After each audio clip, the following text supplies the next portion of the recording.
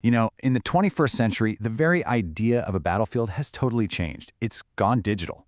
Our computer networks, they're the new front lines. And the wars being fought there are, well, they're unlike anything we've ever seen before. So today, we're diving deep into the world of cyber warfare. And this quote right here, it absolutely hits the nail on the head. It's not really about territory anymore, is it? It's all about information. And just like in any other kind of war, you're going to need two things to win: a sword and a shield. So let's get into it. What are the rules of engagement on this new digital battlefield? We're going to break down the fundamental concepts that really define this whole new arena of conflict. Okay, so think of information warfare as the entire chess game, the whole board. Cyber warfare, well, that's one of your most powerful pieces. It's like your queen. It's a really critical part of a much bigger strategy, where whichever side can best control the flow and the truth of information, that's the side that's going to checkmate their opponent. You've really got to think about cyber warfare as a two-sided coin. On one side, you have the offense. That's your digital sword, used to attack and disrupt your enemy. And on the other side, you've got the defense. That's your digital shield, the thing that protects your own vital information and systems. All right, so now that we've got the two sides of the coin, let's take a closer look at that digital sword. How do you actually go on the attack in this new battlefield? It really just boils down to two very different methods. First up is just pure brute force, what's called a hard kill. This is pretty much the digital version of a surgical strike. We are talking about physically destroying the enemy's gear. Blowing up a server farm, literally cutting a critical communication cable, maybe even taking out a satellite. It is a direct, it's devastating, and it is absolutely irreversible. Now, the second method is way more subtle, but believe me, it is just as deadly. It's called the soft kill. This is the world of hacking, of malware, and what our source material calls pest programs. Instead of blowing something up, you're sneaking into the enemy's systems from the inside, messing with their data and turning their own tech against them. So, we've seen the sword. Now let's look at the shield. How do you possibly defend against these kinds of digital attacks?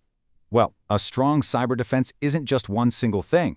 It's a whole layered strategy, and it's built on 6 core pillars, each one designed to protect and hold on to your information power. Your very first line of defense is authentication.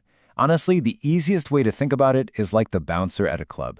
It's the system that checks your ID, makes sure you are who you say you are before it even thinks about letting you in. No valid login, no entry. Simple as that.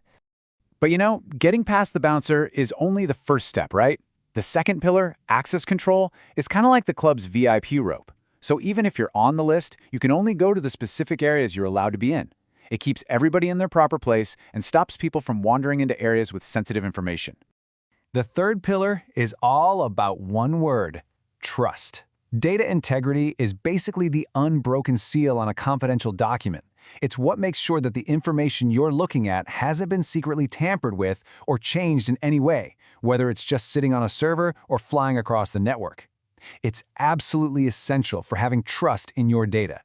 Pillar 4, data confidentiality, is the digital version of a locked safe. This is the system that makes sure only the right people can even see the sensitive information in the first place. Think of it like a top secret stamp on your most valuable data, protecting it from any prying eyes.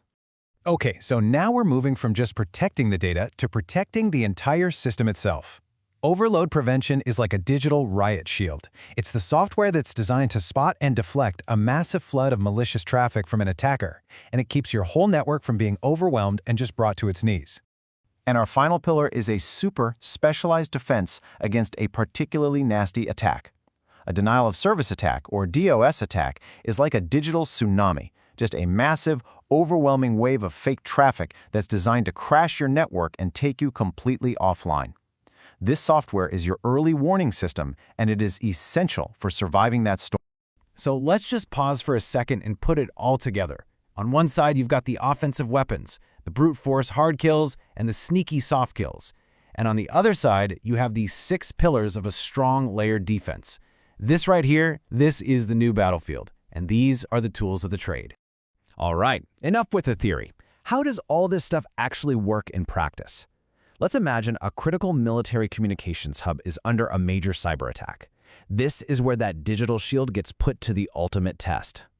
So first, bam! The enemy unleashes a huge DOS attack, just flooding the hub with millions of fake requests.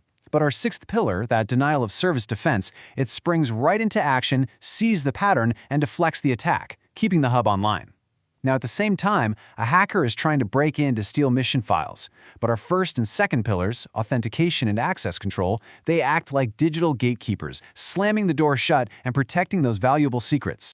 So, after all that, what are the big things to remember from our deep dive into cyber warfare? Let's do a quick recap of the most important lessons from this digital battlefield. First, just remember that cyber warfare is a massive part of modern conflict, and it's split into those two sides, offense and defense. Second, the offense has two main weapons in its arsenal, hard kills for actual physical destruction and soft kills for digital hacking and infiltration. And third, a really strong defense isn't one thing. It's built on those 6 pillars, everything from authentication all the way to DOS defense. All these things have to work together to win on the digital battlefield. And all of this leaves us with a really fascinating question to think about. Is a hard kill, a physical attack, really a part of cyber warfare? I mean, it relies on physical force, not computer code. Or is it something else entirely? As those lines between the physical world and the digital world keep getting blurrier, that is a question that's only going to get more and more important in the years ahead.